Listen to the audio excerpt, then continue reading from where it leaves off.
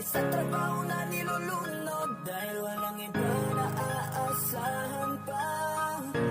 Pero nakakapagod. Ako'y isa sa mga taong kailangan magtrabaho. Gigising ng maaga, dali-dali asikaso.